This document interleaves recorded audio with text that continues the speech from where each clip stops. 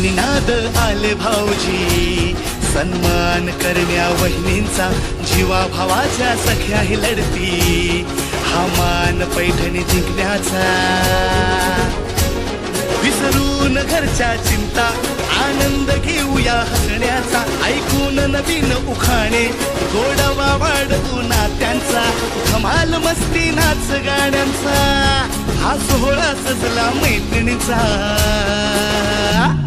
हा खेळ रंगला पैठणीचा, हा खेळ रंगला पैठणीचा.